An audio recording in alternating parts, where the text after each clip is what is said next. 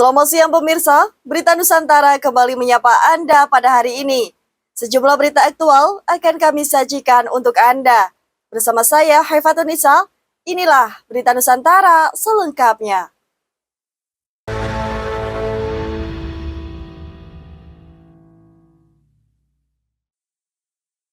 Informasi yang pertama pemirsa, MUI Jatim buka suara atas wacana Son Horeg berubah menjadi Son Karnaval. Melalui Sekretaris MUI Jatim, Hasan Ubaidillah, terkait dengan pengubahan nama tersebut pada Jumat 1 Agustus lalu menegaskan bahwa penggantian nama atau merek tidak akan serta-merta menggugurkan fatwa haram yang sudah dilayangkan MUI sebelumnya. Yang menyebut bahwa inti dari fatwa haram Son Horeg bukan didasarkan pada nama, melainkan dampak kebisingan serta pelanggaran norma dalam pelaksanaannya. Kemudian ia menegaskan bahwa fatwa haram tersebut dibuat karena Son Horeg dianggap menimbulkan gangguan kesehatan serta ketertiban umum. Oleh karena itu, meskipun menggunakan nama baru, namun pada praktiknya Son Horeg masih meresahkan dan mengganggu masyarakat. Maka fatwa haram yang dilayangkan masih berlaku. Hasan mendorong agar Pemprov Jatim segera menertibkan aturan regulasi Son Horeg, serta ia juga menegaskan bahwa pihaknya aktif dalam penyusunan regulasi tersebut, karena pihaknya juga menjadi bagian dari tim yang menyusun regulasi tersebut. Java TV melaporkan. Kita beralih ke informasi selanjutnya. Dinkes Tegal, Jawa Tengah, gelar pemeriksaan gratis di sekolah. Ratusan pelajar SD Negeri Selawi Kulon 03, Kabupaten Tegal, Jawa Tengah, menjadi sasaran pertama pelaksanaan pemeriksaan kesehatan gratis yang digelar Dinas Kesehatan setempat Senin siang. Kegiatan ini digelar untuk mendukung program hasil terbaik cepat PHTC Presiden Prabowo Subianto dalam rangka mewujudkan generasi sehat dan berkualitas. Pemeriksaan ini meliputi gizi untuk mengantisipasi stunting, serta pemeriksaan menyeluruh meliputi pengecekan tekanan darah, pemeriksaan mata normal atau minus, kondisi rongga mulut, gigi, hidung, dan telinga. Hari ini kita akan mengadakan pemeriksaan kesehatan gratis, tapi khusus anak-anak. Jadi khusus anak SD, SMP, SMA, pesantren. Itu hari ini. Sampai hari ini dari kemarin sebenarnya sudah ada, akan tetapi kita akan coba di hari Senin ini kita lakukan kick off oleh Bapak Bupati agar beliau bisa istilahnya itu mewancanakan itu bisa supaya terlaksana di seluruh Kabupaten Tegal. Kami melakukan pemeriksaan preventif sebetulnya, yaitu pencegahan. Satu, mulai dari status gizinya kita lihat, apakah dia stunting atau dia kurus, overweight atau yang lain. Yang kedua, indera, pengecapan, mulai dari mata, telinga, hidung, semua kita cek. Kemudian terkait dengan kondisi tubuh, fisik. Jadi nanti hampir semuanya kita cek untuk anak-anak SD, SMP, TK, seluruh penyakit kita cek. Pemeriksaan kesehatan gratis disambut gembira para orang tua pelajar, karena dapat diketahui sejak dini jika terdapat gangguan kesehatan dan kekurangan gizi pada anak. Karena kan orang tua kadang sibuk gitu ya di sekolah, fasilitasi kan jadinya kita gampang ya udah diatur sama sekolah, kita jadi tenang gitu orang tua. Kan pribadi sebelum masuk SD itu kita kan ke puskesmas sendiri, apakah enggak ke dokter sendiri, apakah dokter sendiri kan imunisasi kan. Jadi ini pertama kalinya pas imunisasi difasilitasi oleh sekolah, ini pertama kali. Ini bagus ya, karena makan anak-anak itu ya untuk masa-masa pertumbuhan, gizinya juga belum sempurna gitu kan. Jadi kalau ada dokter yang mengontrol gitu kan, kita memang setahu saya kan Nabi kan harusnya 6 bulan sekali ya. Jadi memang ya ini memang kewajiban kita orang tua, tapi juga masyarakat. Pemeriksaan kesehatan gratis nanti akan dilaksanakan di semua pelajar tingkat SD, SMP, SMA sederajat termasuk pondok pesantren yang ada di Kabupaten Tegal. Kuncoro Wijayanto, Java TV melaporkan. Kita ke informasi selanjutnya. Puncak Festival Harmoni Bintang yang digelar di Jen Vokasi berlangsung meriah. Adapun acara ini berlangsung pada hari Minggu 3 Agustus lalu di terowongan Kendal, area stasiun BNI City, Jakarta. Acara ini dihadiri oleh sejumlah pejabat seperti Mendikdasmen Abdul Mukti, Wakil Mendikdasmen Fajar Rizal Ulhaq, Wali Kota Jakarta Pusat, dan sejumlah pejabat dan pimpinan lainnya. Kegiatan ini dimulai dengan jalan kaki bersama dari arah Bundaran Hotel Indonesia, Jakarta Pusat, menuju Terowongan Kendal. Sesampainya di Terowongan Kendal, rombongan pejalan kaki akan disambut penampilan musik dari sejumlah siswa SMK dari sejumlah sekolah. Sementara itu, dalam sambutannya, Abdul Mukti mengatakan bahwa acara ini juga dalam rangka HUT RI ke-80. Melalui cara ini, Abdul Mukti mengungkapkan dukungannya terhadap potensi anak Indonesia yang memerlukan dukungan dari sekitarnya. Abdul Mukti menegaskan kepada masyarakat agar terus mengobarkan semangat partisipasi semesta yang digaungkan dalam acara tersebut, serta untuk mengajak masyarakat menjadi bagian dalam perubahan. Java TV melaporkan. Kabar selanjutnya pemirsa, wacana agar lapas dijaga TNI dan Polri dikemukakan oleh Agus Andrianto. Hal tersebut diungkap oleh Agus kala menandatangani nota kesepakatan di Hotel Shangri-La, Jakarta, Senin 4 Agustus lalu. Ia mengatakan bahwa diberlakukannya unsur TNI dan Polri guna melakukan pengamanan di lapas dan rutan yang rawan peredaran narkoba.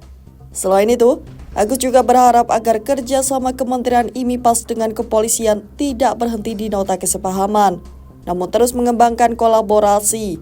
Ia juga mengatakan, tanpa adanya kolaborasi yang baik, maka tantangan yang akan dihadapi ke depan tidak akan berjalan optimal. Java TV melaporkan. Selanjutnya, sebanyak ribuan demonstran pro-Palestina di Australia serukan aksi gencatan senjata di Gaza. Adapun kegiatan ini dilakukan para demonstran agar jalur Gaza dapat dilalui oleh bantuan kemanusiaan tanpa adanya hambatan. Sementara itu, para demonstran ini menanamkan diri sebagai Palestine Action Group yang diketahui telah melakukan pawai setiap minggu sejak Oktober 2023 lalu. Kelompok ini menyelenggarakan pawai untuk aksi kemanusiaan, serta mengajak semua orang, baik individu maupun organisasi, yang tidak tahan melihat kekejaman yang terjadi di Palestina untuk bergabung bersama mereka. Kelompok tersebut mengklaim bahwa acara tersebut akan mengirimkan pesan yang kuat kepada dunia, kepada Gaza, kepada Israel, serta kepada pemerintah setempat bahwa mereka bertekad untuk membela kemanusiaan. Tidak hanya itu, kelompok ini juga menyerukan kepada pihak berwenang agar memfasilitasi kegiatan tersebut. Java TV melaporkan. Berikutnya, Pemkab Tulungagung resmi sampaikan perubahan APBD tahun 2025. Rapat paripurna tersebut dipimpin oleh Ketua DPRD Tulungagung, Marsono Esos, dan dihadiri langsung oleh Bupati Haji Gatut Sunu Wibowo SEME, Wakil Bupati Haji Ahmad Baharudin SM, Sekretaris Daerah Dr. Andes Triharyadi MSI, serta para anggota DPRD, Kepala OPD dan Camat. Dari hasil pantauan media, seluruh fraksi DPRD secara bulat menyatakan persetujuan atas rancangan perubahan APBD tahun anggaran 2025.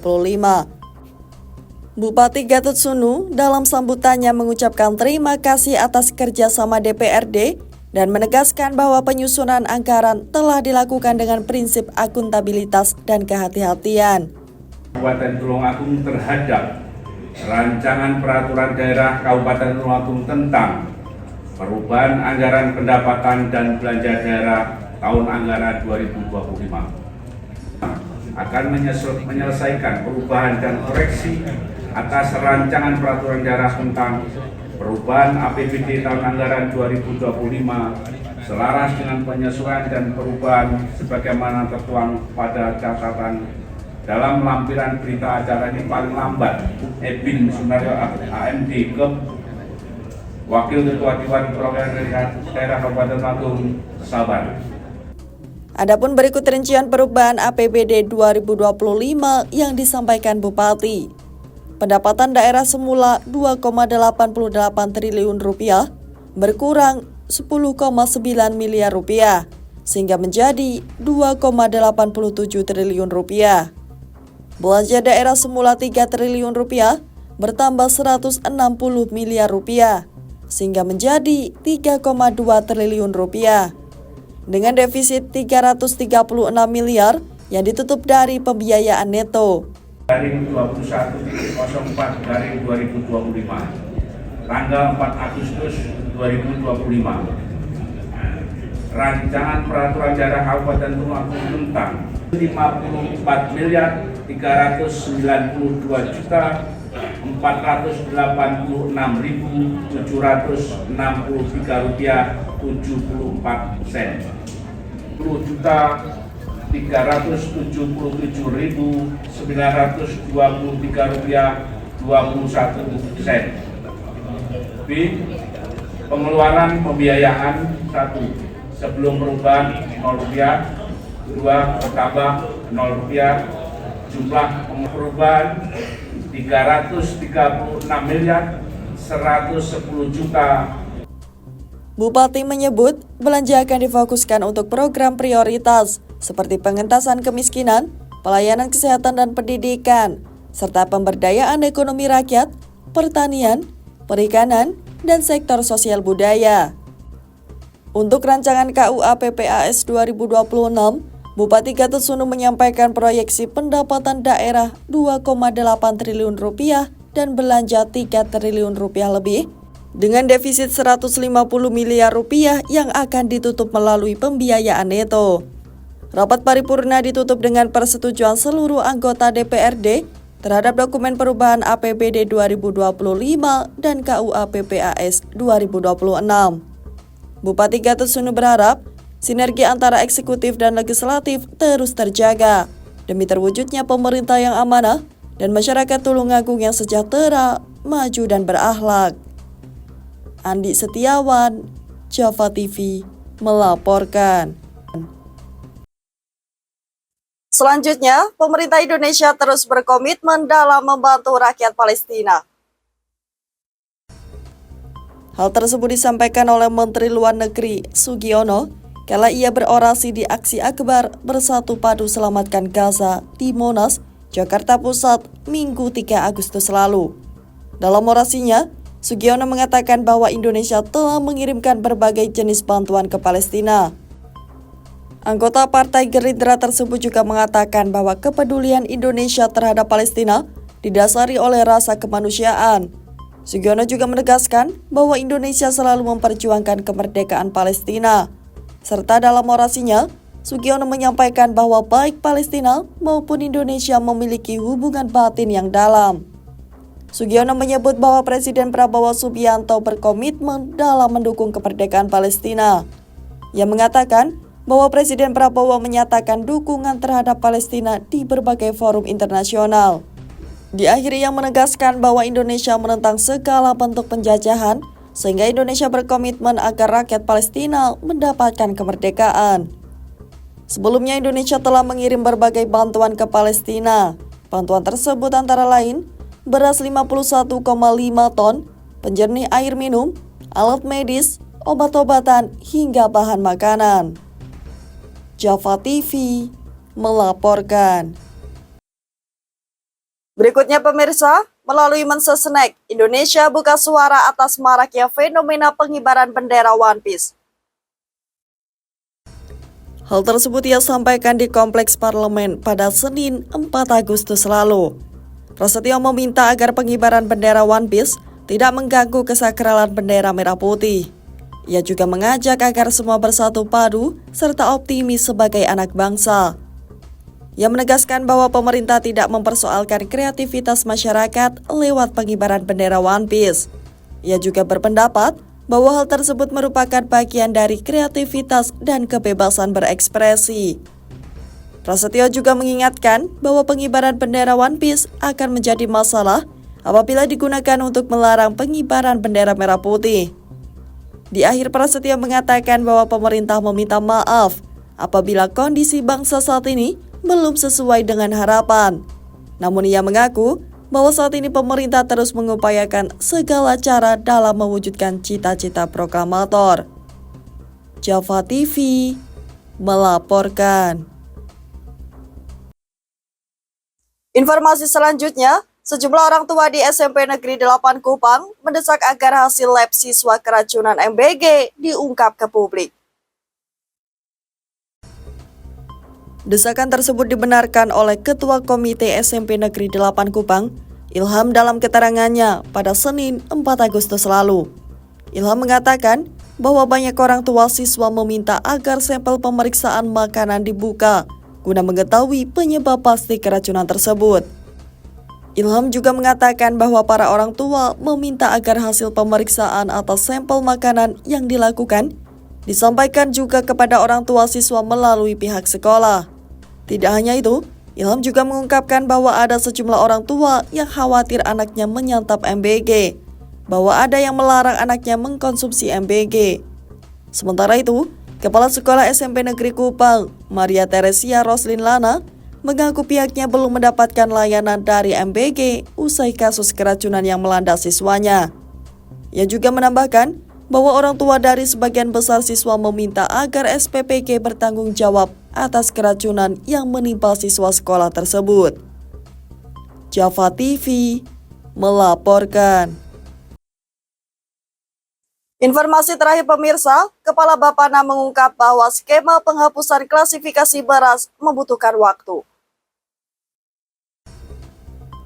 Hal tersebut disampaikan melalui keterangan resminya pada Senin 4 Agustus lalu. Dalam keterangannya, ia mengatakan bahwa penerapan aturan tersebut memerlukan waktu transisi serta penyesuaian harga berdasarkan zonasi wilayah. Arif mengatakan bahwa pemerintah saat ini telah menyiapkan beberapa alternatif kebijakan dan tengah melakukan pembahasan bersama dengan para pemangku kepentingan. Selain itu, ia juga berharap keputusan tersebut dapat meredam gejolak pasar beras saat ini. Ia menegaskan bahwa proses penyusunan kebijakan melibatkan berbagai pihak, mulai dari pelaku usaha, kementerian, dan lembaga terkait agar kebijakan yang dihasilkan dapat berjalan efektif. Diketahui bahwa pemerintah tengah merevisi 2 regulasi utama. Adapun dalam revisi tersebut, klasifikasi beras premium dan medium akan dihapus sebagai bagian dari sistem penyederhanaan klasifikasi mutu beras. Java TV melaporkan. Baik pemirsa, informasi tadi sekaligus menjadi penutup perjumpaan kita hari ini. Saya Haifatunisa dan segenap tim redaksi yang bertugas pamit undur diri. Selamat siang, salam berita Nusantara.